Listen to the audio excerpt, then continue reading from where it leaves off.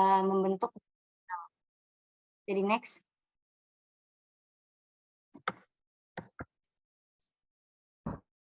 Nah, ini ada gambar zat-zat apa saja yang difiltrasi, kemudian direabsorpsi dan diekskresikan selama melewati glomerulus dan juga tubulus yang ada dalam ginjal.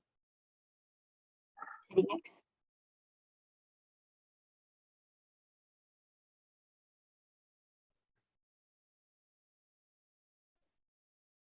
Next, please. Infection of the urinary tract. Next. Urinary tract infection are caused by bacterial, viral, and fungal infections.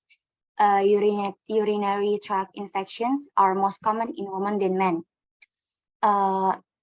Infeksi saluran kemih ini terjadi karena adanya infeksi dari bakteri ataupun virus ataupun jamur. Dan infeksi saluran kemih ini lebih sering terjadi pada wanita dibandingkan pria. Kenapa hal ini bisa terjadi?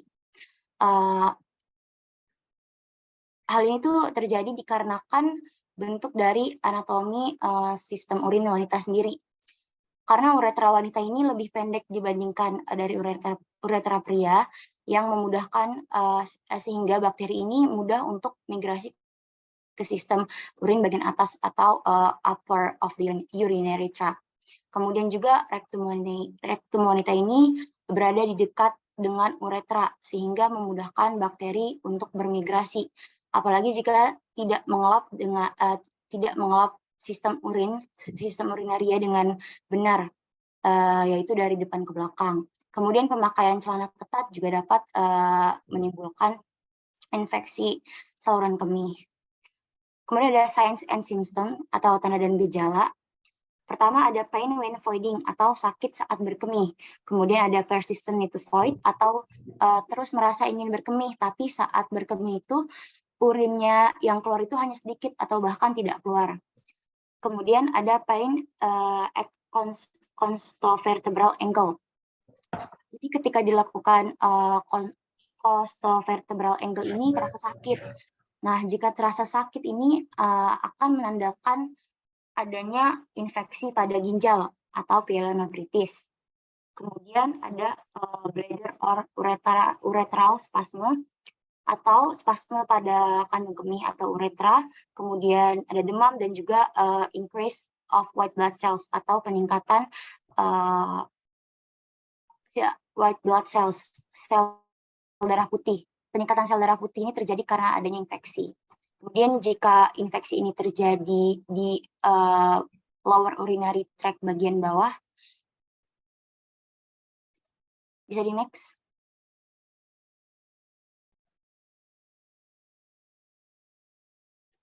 Maaf sebelumnya, bisa di sebelum ya. Kalau semisal urinary tract infection ini terjadi di bagian lowernya, itu akan menghasilkan penyakit uretritis atau juga cystitis. Kemudian kalau terjadi di bagian urinary tract bagian atas ini akan terjadi infeksi entah itu di bagian ureter ataupun di bagian ginjal. Jika infeksi ini terjadi di bagian ginjal, maka akan disebut dengan pyelonephritis. Next. Kenapa sih infeksi saluran kemih ini bisa terjadi? Bukannya tubuh itu memiliki mekanisme pertahanannya. Pertama-tama kita harus mengetahui defense system dari urinary tract ini sendiri. Pertama dari segi fisiologisnya itu sendiri, urin itu kan mengalir dari atas ke bawah ya, sehingga mencegah terjadinya reflux. Tetapi tercegahnya reflux ini dikarenakan ada struktur yang membantu, seperti dari uretrovesical valve dan juga muscle bladder. Uretrovesical valve ini adalah katup yang ada pada antara ureter dan juga kandung kemih, yang fungsinya ini mencegah agar tidak terjadinya reflux urin. Kemudian ada muscle bladder atau otot dari kandung kemih. Otot dari kandung kemih ini sendiri juga mencegah terjadinya reflux urin dengan menekan urin sendiri, sehingga adanya rasa ingin buang air kecil dan menghindari terjadinya retensi. Karena jika retensi atau menahan pipis ataupun seperti pasien-pasien yang kurangnya mobilisasi, ini tuh akan memudahkan terjadinya infeksi saluran kemih, dikarenakan orang yang sering menahan pipis ataupun pasien yang kurangnya mobilisasi tersebut akan membuat otot di kandung kemih ini mengalami distensi terus-menerus sehingga melemahkan otot tersebut. Kemudian yang kedua, urine is basically sterile and contains antiseptic. Jadi pada dasarnya itu urin itu steril dan juga mengandung antiseptik. Jadi antiseptiknya ini adalah merupakan properti yang mencegah agar germs ataupun mikroorganisme seperti bakteri itu menempel di dinding kandung kemih. Sementara pada pasien diabetes ini kan seperti yang kita ketahui kadar glukosanya itu terlalu banyak ya dalam darah, yang bahkan bisa jadi glukosanya ini ada gitu di dalam urin. Nah, glukosa ini merupakan medium yang bagus untuk pertumbuhan bakteri. Oleh karena itu, pada pasien diabetes ini rentan akan terkena infeksi saluran kemih. Kemudian yang ketiga ada dari anatomi laki-laki dan wanita.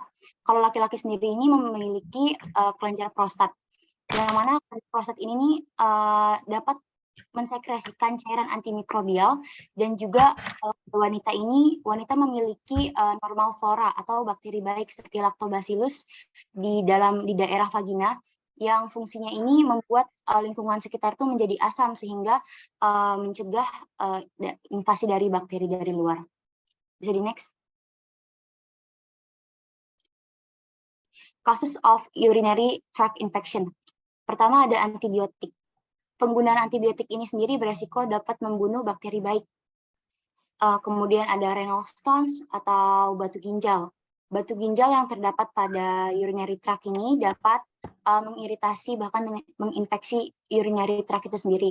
Kemudian pasien diabetes seperti yang saya jelaskan sebelumnya, pasien diabetes ini memiliki glukosa yang berlebih dalam tubuhnya, bahkan di dalam urinnya sendiri mengandung glukosa. Dan glukosa ini merupakan media yang baik untuk pertumbuhan bakteri, sehingga rentan sekali terkena infeksi saluran kemih. Kemudian ada penggunaan toiletries seperti menggunakan produk sabun berlebih, kemudian bedak, parfum, tampon, maupun pads menstrual yang wangi, karena produk-produk tersebut kan tentunya memiliki chemical atau zat-zat kimia yang dapat mengiritasi serta menginfeksi dari saluran kemih itu sendiri. Kemudian ada prostate obstruction atau obstruksi prostat. Ketika prostat membengkak, ini akan memperkecil saluran uretra sehingga sulit bagi urin itu mengalir. Dan juga obstruksi prostat ini akan menyebabkan terganggunya sekresi dari cairan antimikrobial itu sendiri. Kemudian ada vesicoureteral reflux dan overextended bladder seperti yang sudah dijelaskan di slide sebelumnya, bahwa di antara ureter dan kandung kemih itu kan ada valve atau katup ya, yang fungsinya itu menahan agar tidak terjadi reflux dari urin. Jika vesicoureteral reflux ini terjadi, maka ada kecacatan atau kesalahan yang ada pada katup itu sendiri. Sementara yang overextended bladder ini dikarenakan kebiasaan yang harusnya urin dikeluarkan dari kandung kemih malah ditahan, seperti orang yang suka menahan pipis ataupun pasien-pasien yang kurang mobilisasi, sehingga otot kandung kemih ini mengalami distensi terus-menerus dan memperlemah otot kandung kemih itu sendiri. Kemudian ada indwelling catheter. Untuk pemasangan kateter sendiri, itu harus dipasang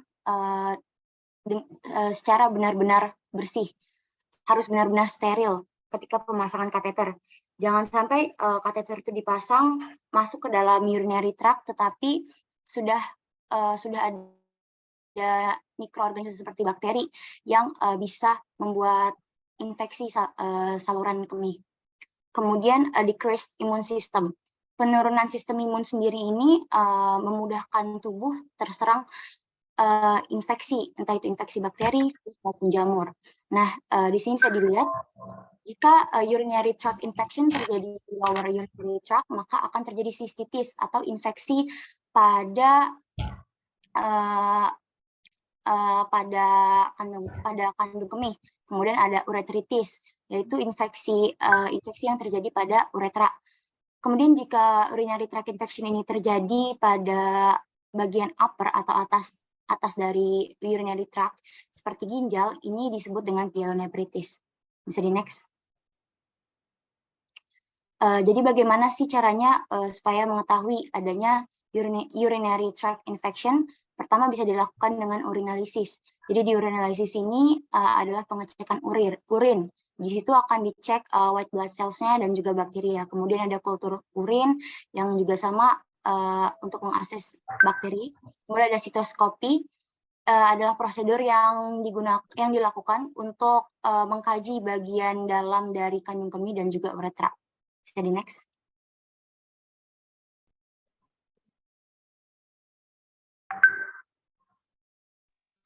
Selanjutnya, primary glomerular disease.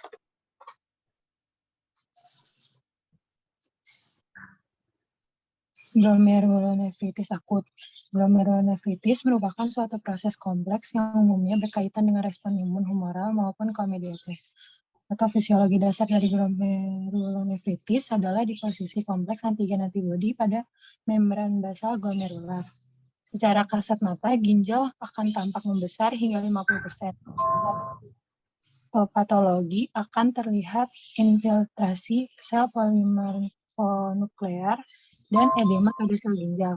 Pada post-streptococcal glomerulonefritis atau PSGN, Neuraminidase, Streptococcus dapat menyebabkan terbentuknya kompleks antigen antibodi yang akan menumpuk di glomeruli.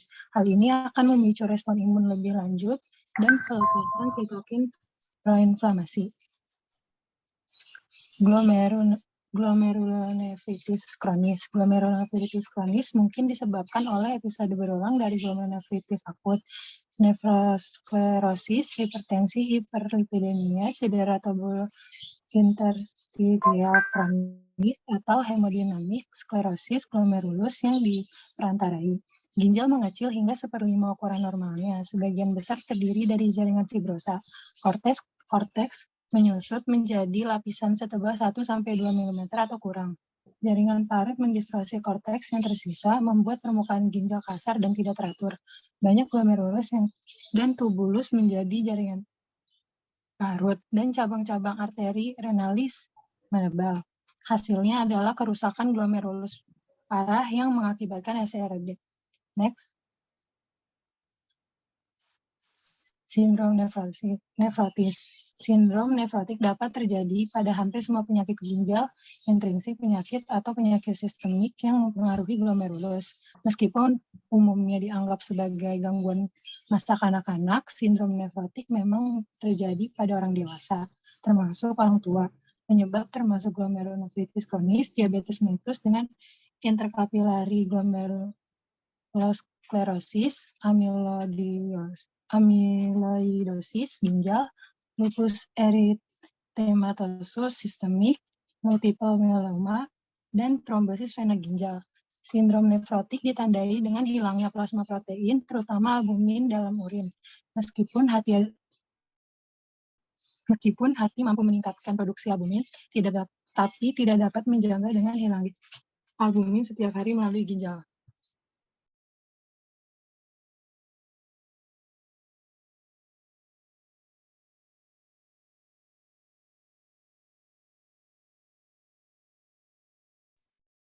Baik, selanjutnya itu ada kidney disease atau gagal ginjal. Boleh di next. Gagal ginjal kronik itu adalah suatu sindrom klinis yang disebabkan penurunan fungsi ginjal yang bersifat menahun, berlangsung progresif yang akhirnya akan mencapai gagal ginjal terminal. Di sini kita juga bisa lihat perbedaannya antara ginjal normal dan gagal ginjal kronis. Lalu gagal ginjal kronis ini disebabkan oleh bermacam-macam penyakit, seperti glomerulus primer maupun sekunder, penyakit vaskuler, infeksi, nefritis interstisial, dan obstruksi saluran kemih. Lalu di sini ada patofisiologi penyakit ginjal kronik melibatkan dua mekanisme kerusakan. Yang pertama itu ada mekanisme pencetus spesifik yang mendasari kerusakan selanjutnya seperti kompleks imun dan mediator inflamasi pada glomerulonefritis atau pajanan zat toksin pada penyakit tubulus ginjal dan interstisium. Lalu yang kedua ada mekanisme kerusakan progresif, yaitu yang ditandai dengan adanya hiperfiltrasi dan hipertrofi nefron yang tersisa. Boleh di next. Lalu selanjutnya itu ada gejala yang mungkin bisa muncul ketika fungsi ginjal sudah turun cukup signifikan. Yang pertama di sini ada tekanan darah tinggi yang sulit dikendalikan, lalu ada hilang nafsu makan, lalu berat badan menurun, selanjutnya ada gangguan tidur atau insomnia, sering merasa lelah, buang air kecil lebih sering terutama di malam hari. Lalu ada terdapat darah atau busa dalam urin, kulit kering dan gatal atau pruritus yang berkepanjangan, lalu ada sering mengalami kram otot, mual dan muntah, dan bisa buang air kecil semakin sedikit, lalu ada pembekakan pada kaki atau pergelangan kaki yang dapat memburuk, bahkan bisa terjadi pada tangan, wajah, atau seluruh tubuh. Lalu selanjutnya juga ada berat badan meningkat akibat penumpukannya cairan. Lalu ada nyeri pada dada, dan yang terakhir itu ada sesak nafas jika ada penumpukan cairan di paru-paru. Boleh di next. Dan di sini ada tanda-tanda gagal ginjal kronik, yaitu menurunnya kondisi fungsi ginjal yang bertahap, antara lain yang pertama itu ada penurunan GFR atau glomerular filtration rate. Pada poin pertama ini dapat dideteksi dengan mendapatkannya urin selama 24 jam untuk pemeriksaan clearance kreatinin. Akibat dari penurunan GFR ini, clearance kreatininnya akan menurun, lalu kreatinin akan meningkat dan nitrogen urea darah juga akan meningkat. Dan yang kedua ada gangguan clearance renal. Akibat dari penurunan jumlah glomerulus yang berfungsi yang menyebabkan penurunan clearance atau substansi darah yang seharusnya dibersihkan oleh ginjal. Lalu yang ketiga ada retensi cairan dan natrium, yaitu ginjal kehilangan kemampuan untuk mengkonsentrasikan atau mengencerkan urin secara normal. Terjadi penanahan cairan dan natrium, meningkatkan resiko terjadinya edema, dan yang terakhir itu gagal jantung, kongestif, dan hipertensi. Lalu selanjutnya itu ada anemia, yaitu anemia terjadi sebagai akibat dari produksi eritropoietin yang tidak adekuat, memendeknya usia sel darah merah, defisiensi nutrisi, dan kecenderungan untuk terjadi pendarahan akibat status uremik pasien, dan terutama dari saluran G. Lalu yang selanjutnya itu ada ketidakseimbangan kalsium dan fosfat. Kadar serum kalsium dan fosfat dalam tubuh memiliki hubungan yang saling timbal balik. Jika salah satunya meningkat, yang lain akan turun. Dengan menurunnya GF ini, maka terjadi peningkatan kadar fosfat serum dan sebaliknya. Dan sebaliknya yaitu penurunan kadar kalsium. Lalu penurunan kadar kalsium ini akan memicu sekresi parathormon. Namun dalam kondisi gagal ginjal, tubuh tidak akan merespon terhadap peningkatan sekresi parathormon ini. Akibatnya kalsium kalsium di tulang menurun menyebabkan perubahan pada tulang dan penyakit tulang.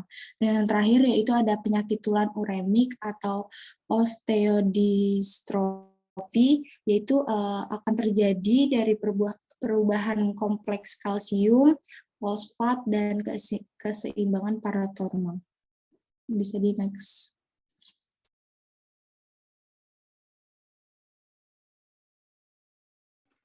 Selanjutnya ada urolithiasis atau gangguan saluran kemih.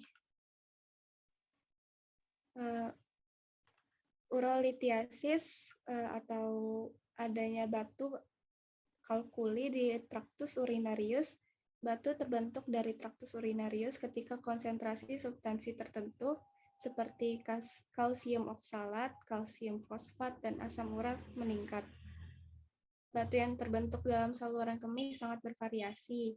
Ada batu yang kecil. Batu kecil dapat keluar lewat urin dan akan menimbulkan rasa nyeri, trauma pada saluran kemih, dan akan tampak darah dalam urin. Selanjutnya ada batu besar. Batu besar dapat menyebabkan obstruksi saluran kemih yang menimbulkan dilatasi struktur. Akibat dari dilatasi akan terjadi reflux urin dan akibat yang fatal dapat timbul hidronefrosis karena dilatasi ginjal. Untuk patofisiologi urolithiasis melibatkan proses nukleasi, pertumbuhan kristal, agregasi, dan retensi kristal.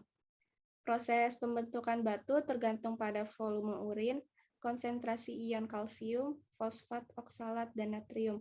Tingkat ion yang tinggi, volume urinnya rendah, pH rendah, dan kadar sitrat yang rendah menyebabkan pembentukan urolithiasis.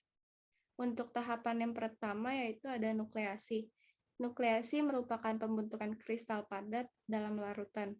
Fase nukleasi kristal menjadi langkah pertama pembentukan batu dengan terbentuknya kristal batu yang tersusun dari supersaturasi urin yang berada dalam konsentrasi tinggi dan mengkristal dalam parenkim ginjal. Untuk tahapan yang kedua yaitu ada pertumbuhan kristal. Pertumbuhan kristal dimediasi secara epitaksial. Epitaksial ini merupakan proses penumbuhan kristal dengan orientasi tertentu di atas kristal lain, di mana orientasi ditentukan oleh kristal yang mendasarinya. Pertumbuhan kristal ditentukan oleh ukuran, bentuk molekul, sifat fisik material, pH, dan kecacatan yang mungkin terbentuk dalam struktur kristal. Untuk tahapan yang ketiga yaitu ada agregasi. Selanjutnya terjadi proses agregasi di mana inti kristal terikat satu sama lain untuk membentuk partikel yang lebih besar. Jarak antara partikel yang kecil akan meningkatkan gaya tarik dan agregasi partikel. Agregat akan membesar dan menghalangi aliran keluaran urin dari tubulus renal, sehingga dapat mendorong pembentukan batu yang lebih kecil. Untuk tahapan yang terakhir yaitu ada retensi. Retensi kristal disebabkan oleh asosiasi kristal dan lapisan sel epitel dan bergantung pada komposisi permukaan sel epitel tubulus ginjal. Apabila batu menyebabkan penyumbatan dan tidak memungkinkan keluarnya urin melalui ureter, akan terjadi hidronefrosis. Terdapat dua area penyempitan antara lain di dekat ureteropelvic junction atau UPJ dan persimpangan ureterovesical junction UVJ. Untuk gejala yang dapat ditimbulkan oleh batu saluran kemih antara lain yaitu ada nyeri pada perut bagian bawah dan saluran kencing. Lalu ada terhambatnya saluran kencing, sering kencing tapi tidak merasa puas, nyeri saat kencing, nyeri punggung, pendarahan biasanya ditandai dengan urin yang berwarna merah seperti air cucian daging, lalu ada mual dan muntah, dan yang terakhir ada demam yang disertai menggigil.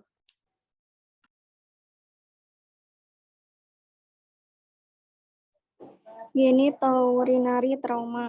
Next.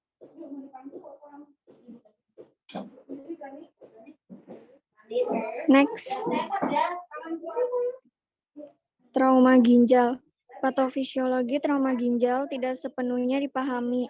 Tetapi unsur utama yang mungkin menyebabkan trauma adalah kekuatan perlambatan dan percepatan deceleration and acceleration. Ginjal ditutupi oleh lemak dan fascia gerota di retroperitoneum serta pedikel ginjal dan uteropelvic junction. Adalah elemen-elemen ini dapat menyebabkan cedera ginjal seperti pecah atau trombosis. Kekuatan percepatan acceleration dapat menyebabkan tabrakan antara ginjal dengan unsur-unsur di sekitarnya, seperti tulang rusuk dan tulang belakang, dan menyebabkan cedera parenkim dan pembuluh darah. Gambaran klinis yang ditunjukkan oleh pasien trauma ginjal sangat bervariasi tergantung pada derajat trauma dan ada atau tidaknya trauma pada organ lain yang menyertainya. Next. Trauma di daerah pinggang, punggung, dada sebelah bawah, dan perut bagian atas dengan disertai nyeri atau didapatkan adanya jejas pada daerah tersebut, adanya hematuria, adanya fraktur kosta bawah, T8, 12 atau fraktur processus spinosus vertebra, adanya trauma tembus pada daerah abdomen atau pinggang, adanya cedera deselerasi yang berat akibat jatuh dari ketinggian atau kecelakaan lalu lintas.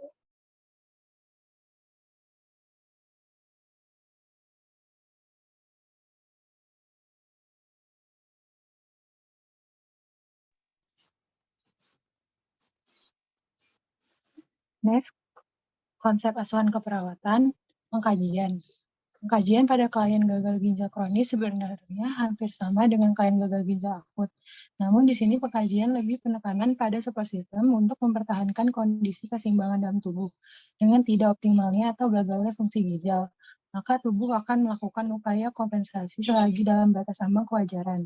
Tetapi jika kondisi ini berlanjut atau kronis, maka akan menimbulkan berbagai manifestasi klinis yang menandakan gangguan sistem tersebut. Berikut ini adalah pengkajian keperawatan pada klien dengan gagal ginjal kronis. Next. Pertama, biodata. Tidak ada spesifikasi khusus untuk kejadian gagal ginjal, namun laki-laki sering memiliki resiko lebih tinggi terkait dengan pekerjaan dan pola hidup sehat. 2 keluhan utama. Keluhan sangat bervariasi, terlebih jika terdapat penyakit sekunder yang menyertai. Keluhan bisa berupa urine output yang menurun atau oliguria sampai pada urinoria. Penurunan kesadaran karena komplikasi pada sistem sirkulasi ventilasi, anoreksia, mual dan muntah, nafas berbau urea. 3 riwayat kesehatan sekarang. Pada klien dengan gagal ginjal kronis, kaji onset penurunan urine output, penurunan kesadaran, kelemahan fisik, perubahan pola napas karena komplikasi dari gangguan sistem ventilasi, fatigue, perubahan fisiologis kulit, bau urea pada napas. Next. 4 riwayat kesehatan dahulu. Gagal ginjal kronik dimulai dengan periode gagal ginjal akut dengan berbagai penyebab. Oleh karena itu, informasi penyakit terdahulu akan menegaskan untuk penegasan masalah. Kaji riwayat penyakit infeksi saluran kemih, kayak jantung, penggunaan obat berlebih, khususnya obat yang bersifat nephrotoksik, BPH atau benigna, prostat, hiperplasia, dan lain-lain. 5 riwayat kesehatan keluarga. Gagal ginjal kronis bukan penyakit menular dan menurun, sehingga silsilah keluarga tidak terlalu berdampak pada penyakit ini. 6 keadaan umum dan tanda-tanda vital. Kondisi klien dengan gagal ginjal kronis biasanya lemah atau fatigue. Tingkat kesadaran bergantung pada tingkat toksisitas. Pada pemeriksaan TTV sering didapatkan RR meningkat, hipertensi atau hipotensi sesuai dengan kondisi fluktuatif.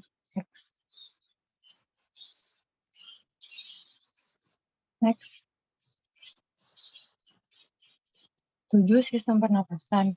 Adanya bau urea pada bau napas. Jika terjadi komplikasi asidosis atau alkalosis respiratorik, maka kondisi pernapasan akan mengalami patologis gangguan. Pola napas akan semakin cepat dan dalam sebagai bentuk kompensasi tubuh mempertahankan ventilasi. 8. Sistem hematologi. Ditemukan adanya friction loop pada kondisi uremia berat.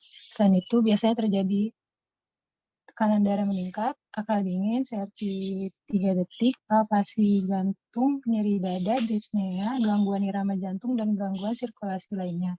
9. Sistem perkembihan. dengan gangguan atau kegagalan fungsi ginjal secara kompleks, filtrasi, sekresi, reabsorpsi, dan sekresi, maka manifesti yang paling menonjol adalah penurunan output di bawah 400 mili per hari, bahkan sampai pada anuria atau tidak adanya urin output. 10. Sistem pencernaan. Gangguan sistem pencernaan lebih dikarenakan efek dari penyakit. Sering ditemukan anoreksia, nausea, vomit, dan diare.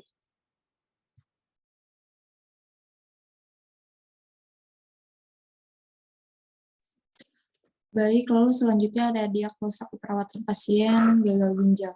Bisa di next. Diagnosa keperawatan yang bisa muncul pada klien gagal ginjal kronis, yaitu yang pertama ada penurunan curah jantung berhubungan dengan beban jantung meningkat. Yaitu di sini ketidakadekuatan darah yang dipompa oleh jantung untuk memenuhi kebutuhan metabolik tubuhnya. Batasan karakteristiknya yaitu edema, keletihan, peningkatan berat badan, dyspnea, perubahan tekanan darah, bunyi napas tambahan, bradikardia, palpitasi jantung. Lalu faktor yang berhubungan yaitu ada perubahan afterload, perubahan frekuensi jantung, perubahan irama jantung, perubahan kontraktilitas, dan perubahan volume sekuncup. Lalu yang kedua di sini ada kelebihan volume cairan yang berhubungan dengan kegagalan mekanisme pengaturan jantung, yaitu peningkatan retensi cairan isotonik. Batasan karakteristiknya meliputi bunyi nafas adventisius, gangguan elektrolit, anasarka, perubahan tekanan darah, pola pernafasan, dyspnea, edema, dan peningkatan tekanan vena sentral dan distensi vena jugularis. Asupan melebihi haluaran, penambahan berat badan dalam waktu singkat, bunyi jantung S3. Lalu faktor yang berhubungannya itu gangguan mekanisme regulasi dan kelebihan asupan cairan. Dan yang ketiga ada ketidakefektifan pola nafas berhubungan dengan hiperventilasi, yaitu inspirasi atau ekspirasi yang tidak memberi ventilasi adekuat. Batasan karakteristiknya meliputi dyspnea, penggunaan otot bantu pernafasan, pola nafas abnormal, misalnya irama, frekuensi, dan kedalaman. Lalu faktor yang berhubungannya yaitu ansietas, hiperventilasi, keletihan, kelelahan otot pernafasan, dan nyeri.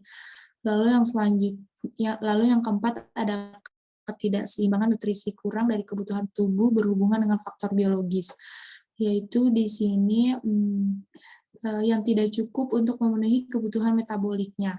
Batasan karakteristiknya meliputi kram abdomen dan nyeri abdomen, lalu menghindari makanan, berat badannya 20% atau lebih di bawah berat badan ideal, atau penurunan berat badan dengan asupan makanan adekuat, lalu ada diare, selanjutnya kehilangan rambut berlebihan, kurang makanan informasi, membran mukosanya pucat, tonus otot menurun, membran mukosa, lalu mengeluh gangguan sensasi rasa. Dan faktor yang berhubungannya yaitu ketidakmampuan untuk mengabsorpsi nutrien, ketidakmampuan untuk mencerna makanan, ketidakmampuan menelan makanan, dan faktor biologis. Lalu yang kelima ada intoleransi aktivitas berhubungan dengan ketidakseimbangan antara suplai dan kebutuhan oksigen, yaitu ketidakcukupan energi psikologis atau fisiologis untuk mempertahankan atau menyelesaikan aktivitas kehidupan sehari-hari yang harus atau yang ingin dilakukan. Batasan karakteristiknya meliputi dyspnea setelah beraktivitas, keletihan, ketidaknyamanan setelah beraktivitas, respons tekanan darah abnormal terhadap aktivitas, dan faktor yang berhubungannya yaitu gaya hidup kurang gerak, imobilitas, ketidakseimbangan antara suplai dan kebutuhan oksigen, dan tirah baring. Lalu yang keenam ada defisit perawatan diri berhubungan dengan kelemahan, yaitu hambatan kemampuan dalam melakukan atau menyelesaikan aktivitas perawatan diri secara mandiri. Batasan karakteristiknya yaitu ketidakmampuan membasuh tubuh, ketidakmampuan mengakses kamar mandi, ketidakmampuan mengambil perlengkapan mandi, ketidakmampuan mengatur air mandi, ketidakmampuan mengeringkan tubuh, dan ketidakmampuan menjangkau sumber air. Lalu faktor yang berhubungannya yaitu ansietas, kelemahan, kendala lingkungan, nyeri, penurunan motivasi, dan ketidakmampuan merasakan bagian tubuh. Lalu yang ketujuh ada kerusakan integritas kulit berhubungan dengan perubahan status cairan, yaitu perubahan atau gangguan epidermis atau dermis, dan batasan karakteristiknya meliputi kerusakan lapisan kulit, gangguan permukaan kulit, dan invasi struktur tubuh. Lalu faktor yang berhubungannya yaitu perubahan status cairan, perubahan turgor, kondisi ketidakseimbangan nutrisi, dan penurunan sirkulasi. Next.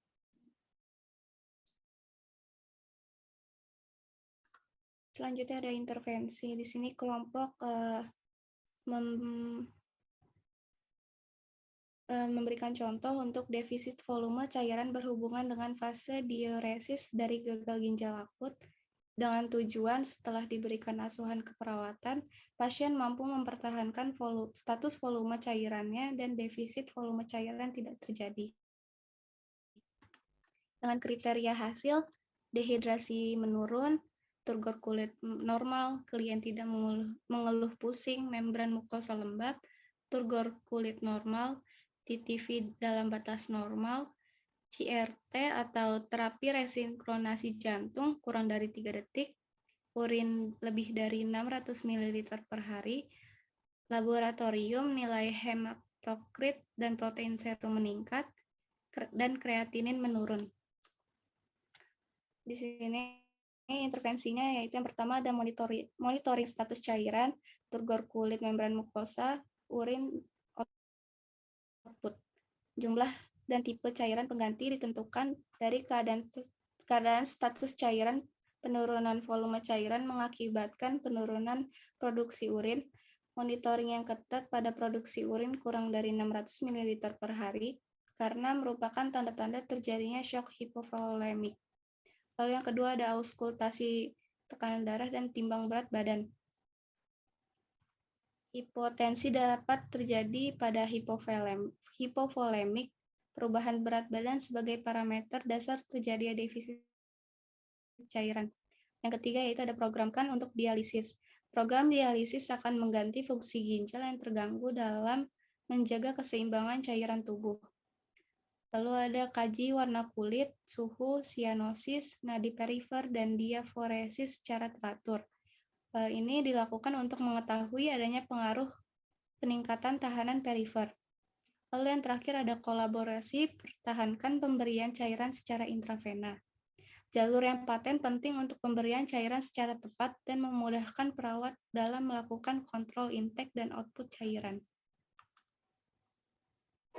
Evaluasi 1, observasi dan wawancara keluarga mengenai kepatuhan mereka pada program medis dan diet. Yang kedua, pantau tanda vital, pengukuran pertumbuhan, laporan laboratorium, perilaku, penampilan. Yang ketiga ada observasi dan wawancara anak dan keluarga mengenai perasaan mereka, khawatiran dan rasa takut, observasi reaksi terhadap terapi dan prognosis.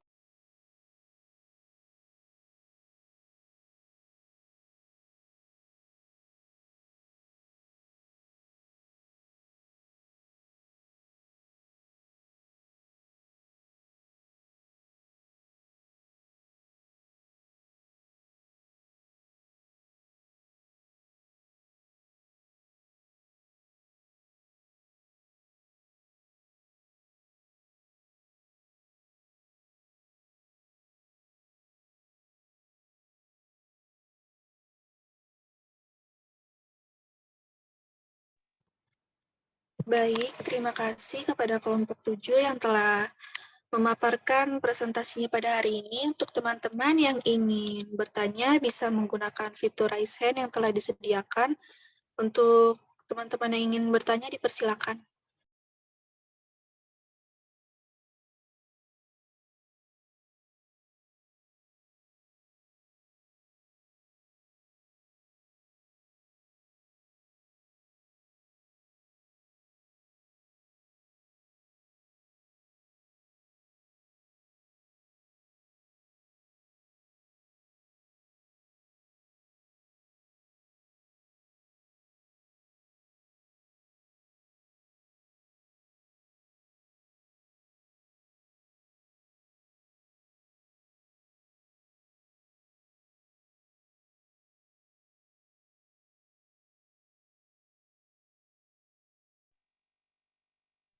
Baik, apakah ada teman-teman yang ingin mengajukan pertanyaan kepada kelompok 7? Jika ada, bisa di raise hand dan diketik di kolom chat. Oh iya, baik. Kepada Dini, dipersilakan. Iya, izin masuk, Mut. Perkenalkan, saya Dini Tristawati, izin bertanya pada kelompok. Itu yang pernah saya baca atau dengar ya, kalau orang kurang minum atau dehidrasi itu kan bisa menyebabkan gagal ginjal. Bahkan urinnya itu bisa jadi berwarna kuning pekat. Artinya kan ada hubungannya pasti dengan proses pembentukan urin. Izin bertanya, lalu apakah kelompok bisa menjelaskan bagaimana proses terjadinya gagal ginjal ini karena dehidrasi serta yang mempengaruhi perubahan warna urinnya saat proses pembentukan urin? Terima kasih. Baik, Dini, terima kasih atas pertanyaannya. Apakah ada pertanyaan lainnya dari teman-teman sekalian? Iya, baik. Kepada Hertinayu dipersilakan. Iya, baik. Terima kasih moderator atas kesempatannya. Saya Hertinayu dari kelompok 3, izin bertanya. Jadi di kelompok tadi itu sempat menyinggung mengenai memprogramkan dialisis pada intervensi. Nah, saya izin bertanya untuk program dialisis ini indikator yang istilahnya faktor yang dapat membuat kita faktor yang membuat harus dilaksanakannya dialisis itu apa? Seperti itu. Terima kasih. Baik, pertanyaannya akan ditampung lagi. Mungkin untuk pertanyaan terakhir, apakah ada pertanyaan dari teman-teman?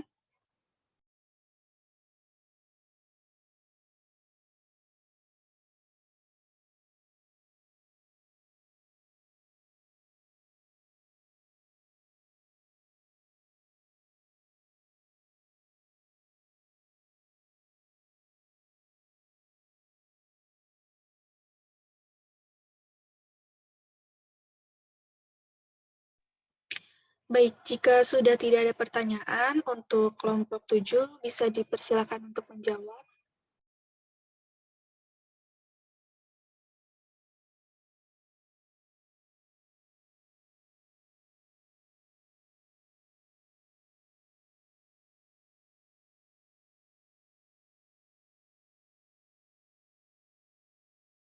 Izin masuk, moderator.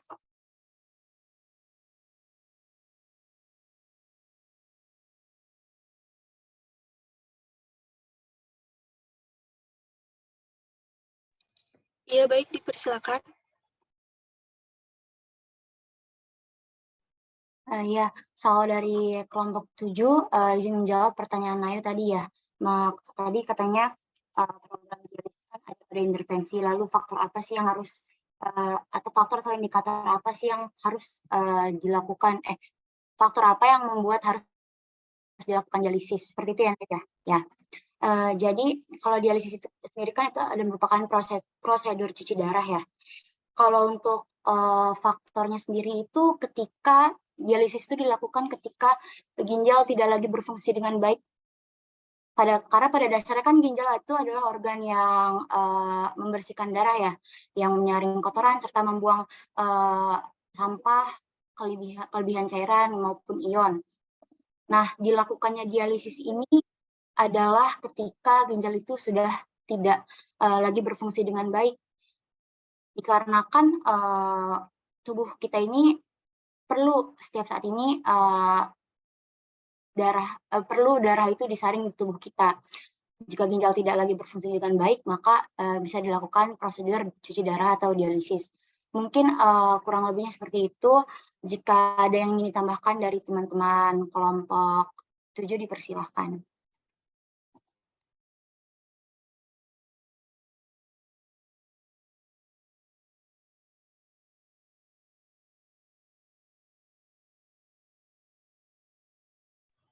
Baik, terima kasih Salwa atas jawabannya. Kepada Hertinayu, apakah sudah terjawab?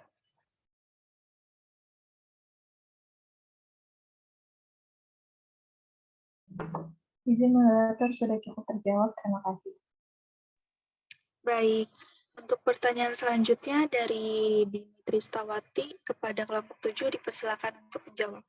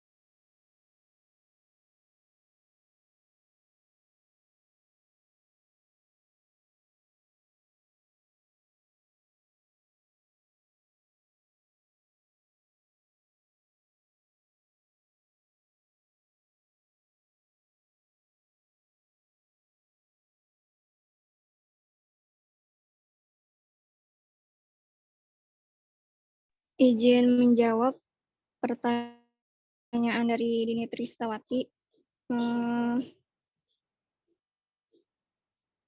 Urin itu kan merupakan hasil ekskresi manusia yang berisi sisa metabolisme, kelebihan ion dan mineral, kelebihan vitamin, metabolit obat, dan berbagai zat sisa lainnya. Terus penurunan volume urin dan perubahan warna urin itu disebabkan oleh segala hal yang menyebabkan berkurangnya volume air dalam plasma darah, perubahan komposisi zat sisa dalam urin, dan gangguan pembentukan urin oleh ginjal. Nah, infeksi urin itu terjadi pada tiap bagian dari saluran kemih. Nah, bila infeksi terjadi di ginjal, terdapat kemungkinan terjadinya kerusakan fungsi filtrasi ginjal, batu saluran kemih. Nah, batu ginjal juga bisa dapat menyumbat dan melukai saluran kemih hingga volume urin menurun dan warna pekat urin kemungkinan dapat disebabkan oleh perdarahan. Jadi kayak gitu, Dini.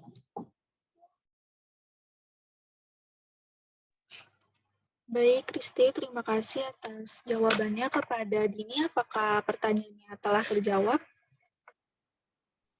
Ya, sudah. Terima kasih, Rizky. Baik, karena semua pertanyaan telah dijawab, saya rasa untuk diskusi kali ini diselesaikan saja. Dan terima kasih kepada kelompok 7 yang telah memaparkan serta menjawab pertanyaan teman-teman. Dan terima kasih juga kepada teman-teman dan Pak Aceh yang telah membersamai. Lalu, untuk tambahan materi atau pengklarifikasian materi, saya serahkan kepada Pak Aceh. Untuk Pak Aceh, waktu dan tempat dipersilakan, Pak.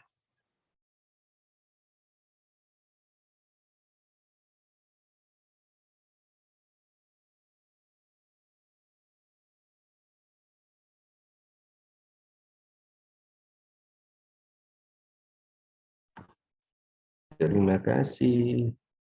Luar biasa. Tepuk tangan dulu untuk kita semuanya. Yuk. Tepuk hebat. Hebat, hebat. Hebat, hebat. Hebat. Gitu. Oke, bagus. Ya, alhamdulillah Anda sudah bisa menyelesaikan tugas ya. Tugas makalah ini luar biasa. Ya. Belajar untuk ke depan. Nah, ini harus digali terus ya, digali terus, digali terus, digali terus sampai mendetil banget gitu ya. Ini udah luar biasa, bagus ya. Oke. Mulai dari mana nih saya menjelaskannya ya? Menjelaskannya. Oke, tadi sudah disampaikan banyak berbagai hal ya. Mulai dari Kondas ya, Kondas tadi boleh itu kan apa namanya? Ditampilkan Kondasnya. Di-share lagi.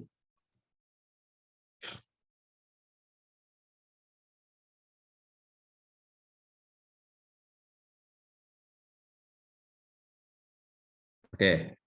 Ya. Gambarnya aja ginjal dah langsung. Terus bawah lagi. Nah,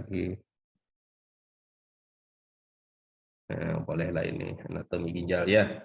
Oke, nah ini Anda harus hafal semuanya ya. Mulai dari ginjalnya sendiri, kemudian ureter, sorry.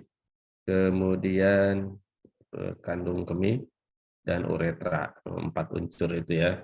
Iya. Nah, di dalam ginjal yang paling penting lagi adalah banyak lagi di situ ya.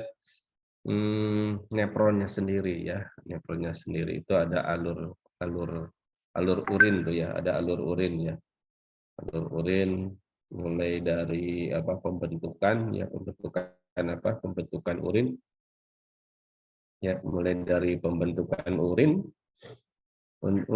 urin di mana atau masuknya darah ya, masuknya darah dari aorta ya. Aorta abdominalis dia masuk ke arteri renalis ya. Arteri renalis masuk lagi ke arteri lobaris, kemudian ada arteri arcuata, arteri interlobularis, kemudian arteri aferen, kemudian di situ ada glomerulus, kemudian arteri eferen ya, kemudian langsung ke pena masuk lagi ke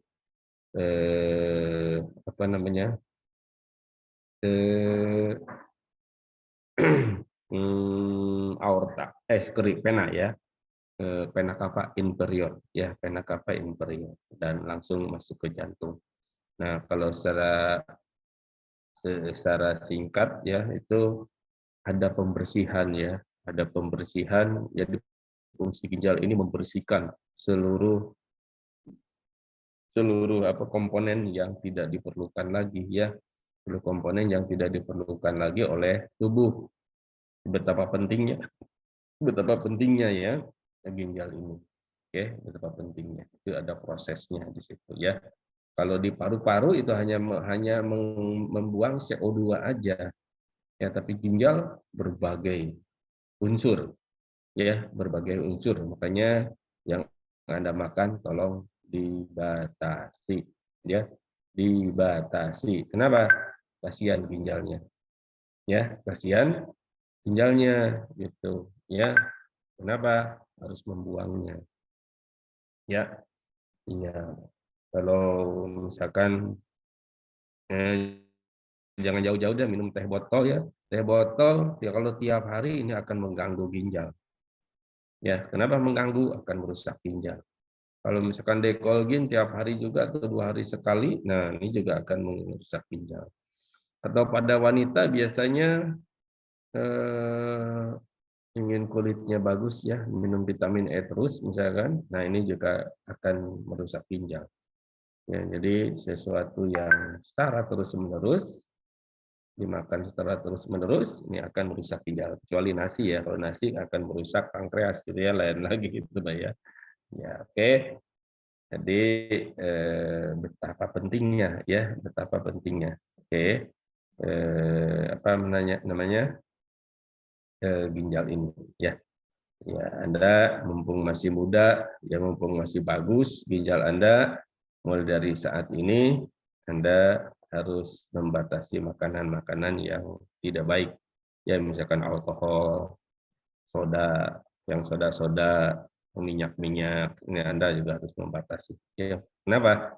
Ya, kasihan organ tubuh kita, salah satunya adalah ginjal, gitu ya, membersihkannya, gitu ya. Ya. Oke.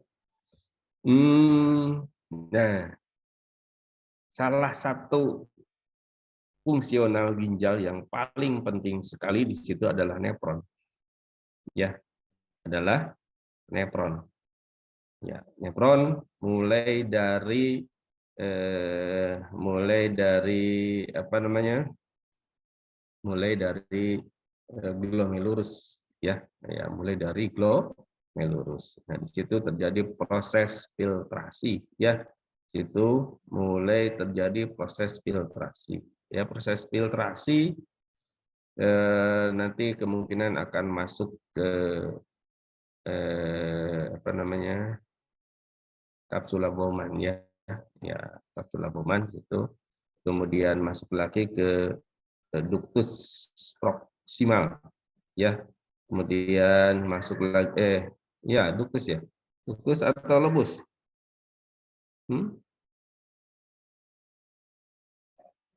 Ductus ya. Ductus atau ductus? Tubulus ya. Tubulus proximal ya. Tubulus proximal masuk lagi ke ansa Henle, masuk lagi ke tubulus distal, kemudian ductus Colligen ya, ductus Colligen, kemudian ductus penampung lagi ya, nanti ada lagi ya.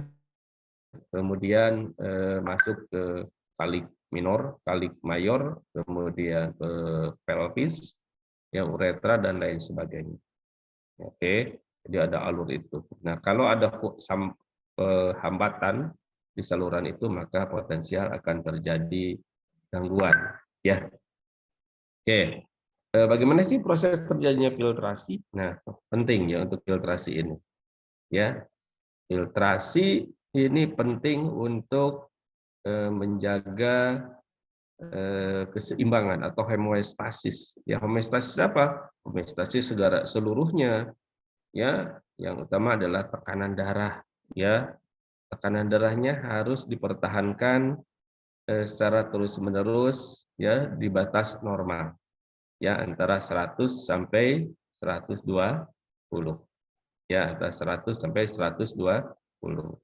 Oke. Ya.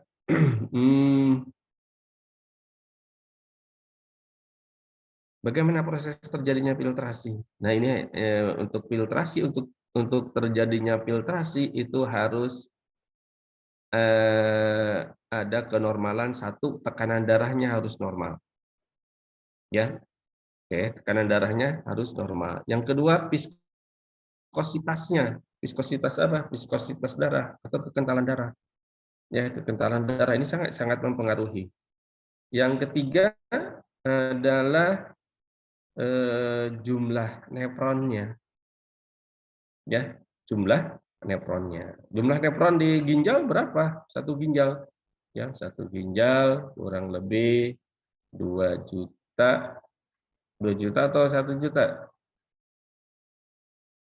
1.200.000 atau 1.200.000 ya, 1.250.000 nefron ya, kurang lebih ya.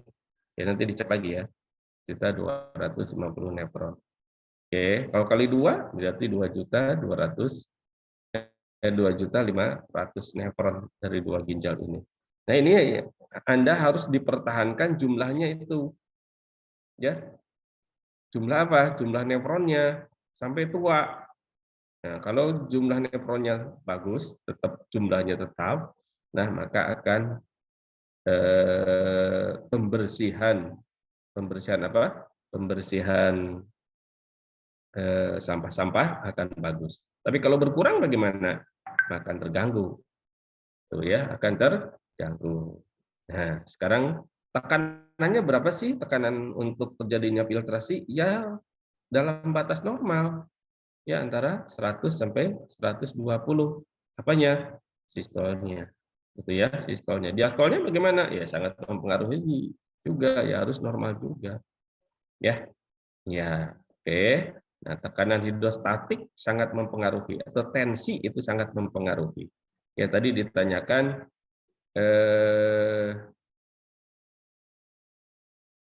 pada laki-laki sering terjadi gagal ginjal. Kenapa? Nah, pola makannya katanya ya, pola makannya kenapa? Ya, kemungkinan banyak banyak menghasilkan keringat ya. Ya,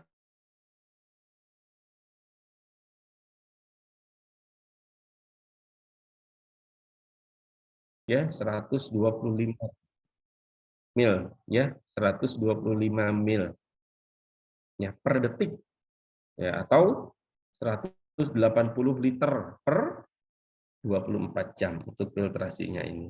Ya, oke. Ya, jadi tekanan darah sangat mempengaruhi untuk terjadinya filtrasi. Ya, untuk terjadinya filtrasi. Juga kekentalan tadi, kekentalan. Ya, kekentalan darah. Ini hubungannya dengan tekanan osmosis itu. Ya, makin kental darahnya, maka daya alirnya akan rendah. Nah, daya alirnya akan rendah. Juga daya filtrasinya makin turun. Jadi makin kental darahnya, maka filtrasinya turun. Ya, oke. Makanya itu kalau Anda biasanya minum pulang ke rumah, misalkan langsung 2 botol, ya setengah jam kemudian langsung pipis. Kenapa? Karena terjadi pengenceran darah di dalam pembuluh darah salah satunya. Ya, tekanan darahnya meningkat, kemudian terjadi pengenceran darah, makanya pipisnya lebih banyak, gitu ya. Ya, oke. Dan tadi nefronnya ya, jumlah nefronnya normal enggak? Ya kalau tidak normal atau turun, nah sampai 5-10%, apanya? Tinggal 5-10% yang normalnya, maka akan terjadi gagal ginjal terminal. Ya, harus dilakukan dialisa. Ya, dialisis. Oke, ya 5-10%.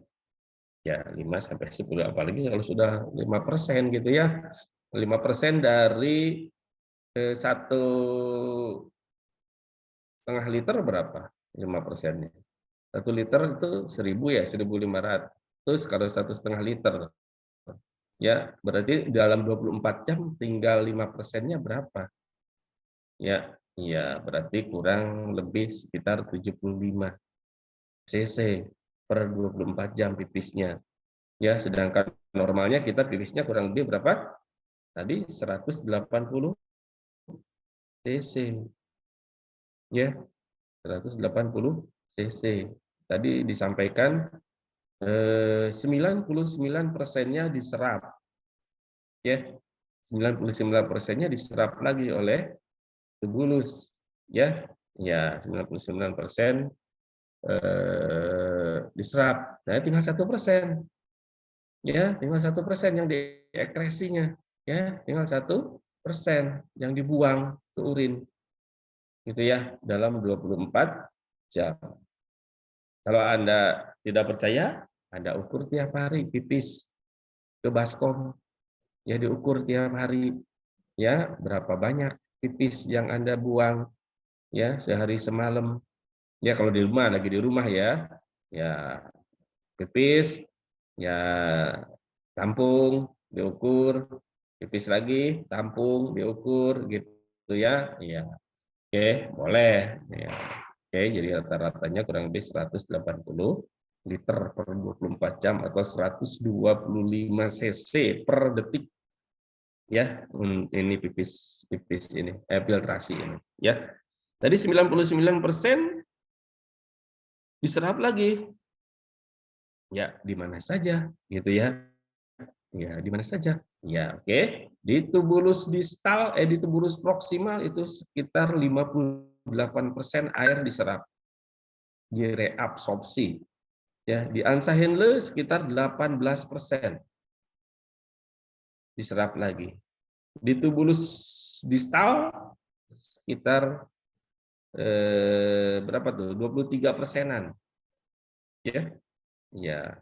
Oke, 58 ditambah 23 ditambah 18 berapa?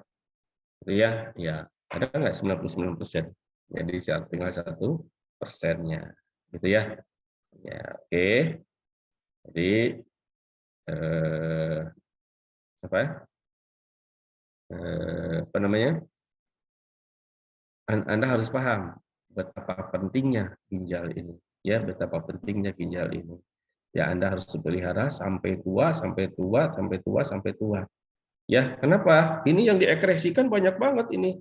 Anda baca di tampilan ini ada air, ada sodium, ada klorida, bikarbonat, potasium, glukosa, ya, tapi 0,0 ya glukosa ini, ya, urea, urea itu NH4 ya, kreatinin, ya, kreatinin, asam urat, ya, oke. Sedangkan yang di reabsorpsi di sini banyak tuh. Oke, ada air juga 178,5 liter, berarti berapa liter itu yang di 1,5 liter berarti yang di apa namanya? Yang dibuang ya. Kenapa? Karena normalnya adalah 180 liter ya, yang difiltrasi, yang diserap lagi 178,5 ya. Ada juga yang diserap lagi potasium, klorida, bikarbonat, potasium, glukosa. Glukosa ini 100%. Sama tadi disampaikan glukosa 100% sama asam amino. Ya, asam amino. Oke. Kemudian yang difiltrasi banyak itu yang di atas tuh yang difiltrasi. Ada air, sodium, klorida dan lain sebagainya. Oke, jadi ada yang difiltrasi, ada yang diserap lagi, ada yang diekskresikan, ya, yang diekskresikan, ya,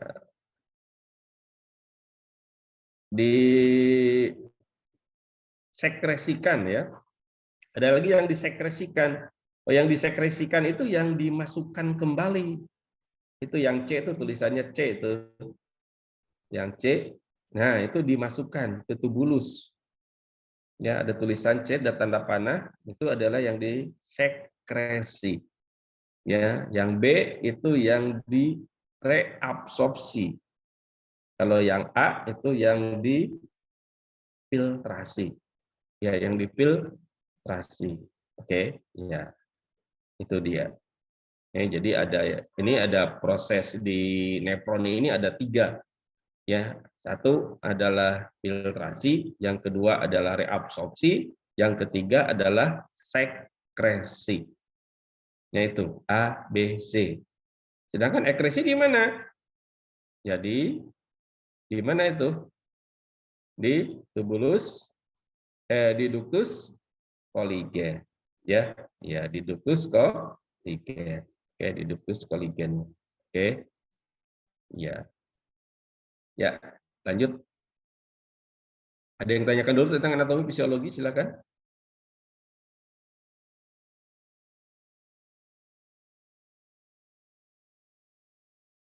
Ya. Kenapa pada pasien dengan dehidrasi akan menyebabkan gagal ginjal? Atau yang tekanan darahnya turun terus, rendah terus akan menyebabkan gagal ginjal. Atau tinggi terus menyebabkan gagal ginjal. Nah, keduanya ini ya, terlalu tinggi juga gagal ginjal, terlalu rendah juga gagal ginjal. Ya, ya tubuh itu mekanisme tubuh ya, tapi berakibat lain gitu ya. Iya, oke. Makanya Pak Anda harus perhatikan nanti di rumah sakit, tolong tensinya harus dalam batas normal. Kenapa? Itu dia. Ya, terlalu rendah juga gagal ginjal, terlalu tinggi juga gagal ginjal. Ya. Ya, oke. Kenapa ya? Tidak mendapatkan oksigen, ya. Oke, tidak mendapatkan oksigen kalau rendah ya, tapi kalau tinggi dipaksa ya nefronnya untuk mengeluarkan itu ya. Oke. Ya. Ada yang tanyakan dulu? Bagaimana peran hormon untuk tekanan darah? Ya di situ ada hormon renin ya. Renin itu fungsinya adalah untuk meningkatkan tekanan. Ya, renin untuk meningkatkan tekanan. Untuk menurunkan ada lagi. Ya. Iya. Ada lagi hormon somatostatin. Ya, ya, oke. Ya. Ya, lanjut. Ada yang perlu ditanyakan dulu, silakan. Nah, kalau terjadi gagal ginjal, apa nih? Gejala yang bisa muncul ketika fungsi ginjal sudah turun. Ya, kalau ginjalnya mengalami kegagalan, maka akan terjadi berbagai macam. Kemungkinan hilang nafsu makan, iya. Tekanan darah tinggi, iya. Ya, iya. Oke, kenapa? Karena volumenya meningkat. Volume apa? Volume darahnya tidak bisa dibuang. Ya, iya, sehingga tekanannya meningkat. Kemudian hilang nafsu makan. Iya. Kenapa? Ya banyak, ya. Salah satunya adalah ya karena tekanannya atau karena racunnya, ya, karena racunnya sehingga mempengaruhi sel-sel. Ya, sel-sel salah satunya. Kemudian berat badan menurun, justru bertambah. Ya. Oke, bertambah karena volumenya bertambah. Ya, sering merasa lelah. Ya. Buang air kecil lebih sering, terutama di malam hari. Ini awal kemungkinan ya. Terdapat darah atau busa dalam urin. Ya, ini karena mungkin kekentalannya. Ya, konsentrasi urinnya lebih tinggi. Ya, kulit kering dan gatal. Ya, di sini apa namanya?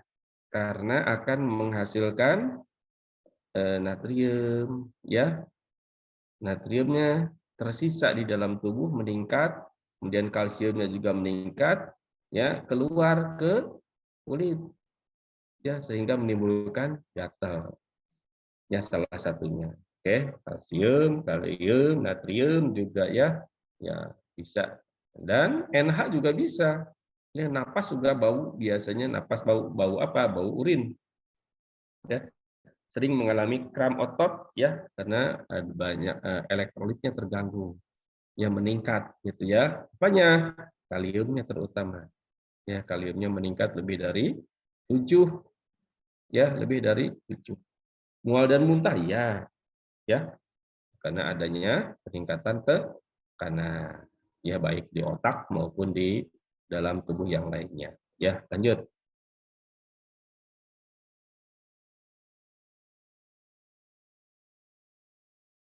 Ya, ini tanda-tanda ginjal kronik, ada penurunan GFR ya, tadi GFR-nya pasti menurun.